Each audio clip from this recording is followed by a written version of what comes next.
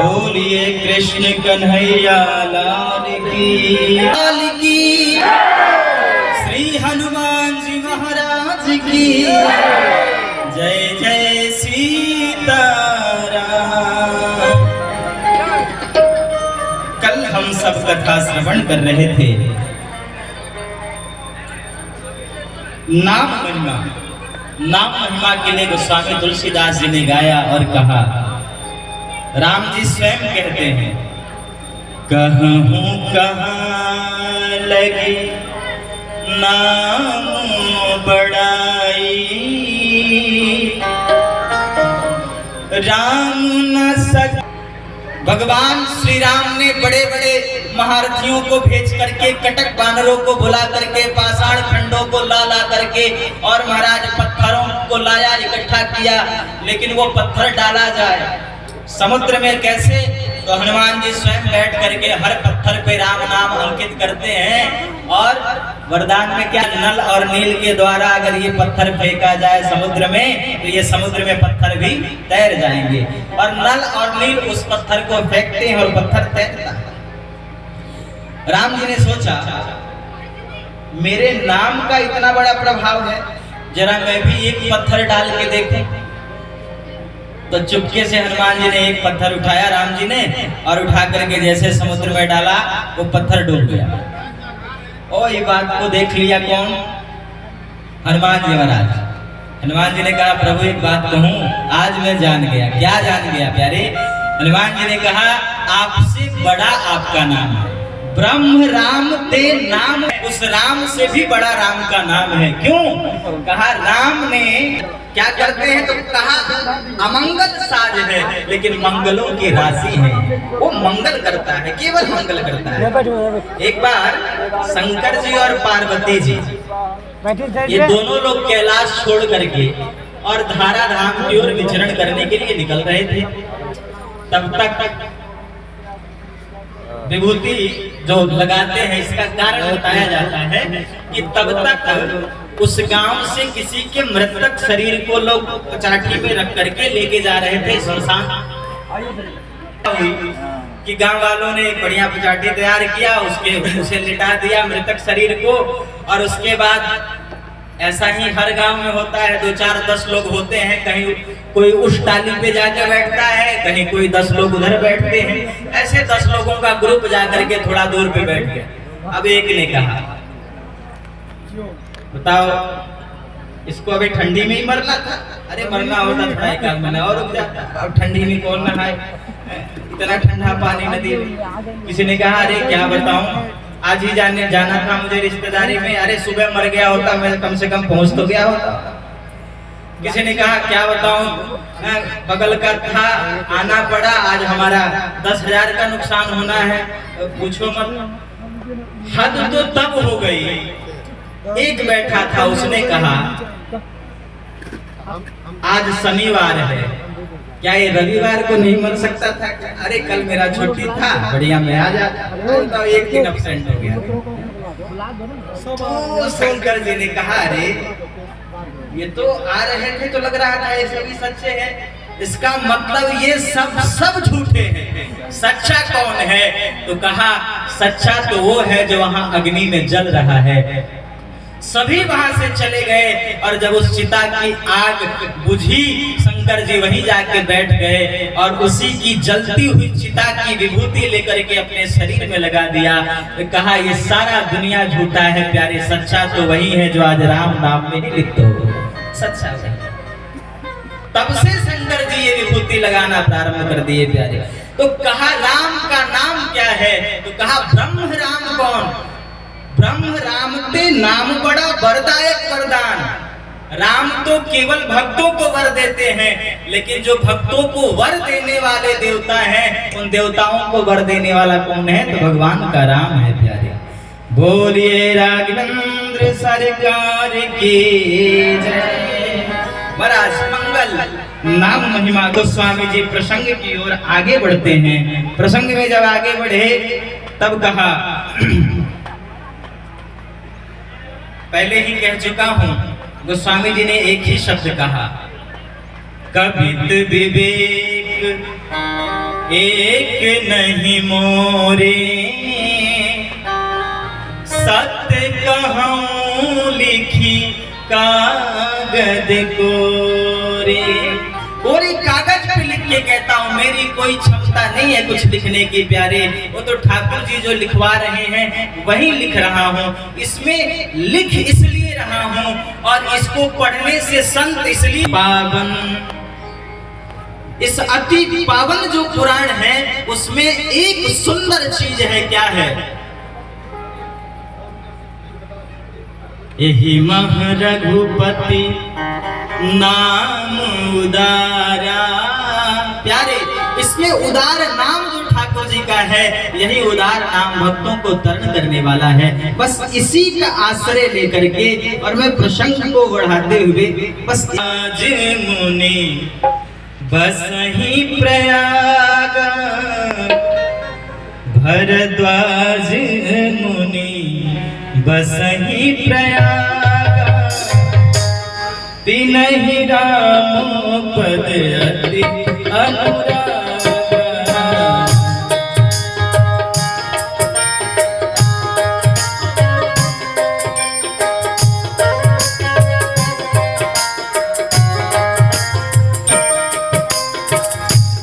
भरद्वाज मुनि बस ही प्रयाग, तिनहि राम पद अति अनुराग, तिनहि राम पद अति अनुराग।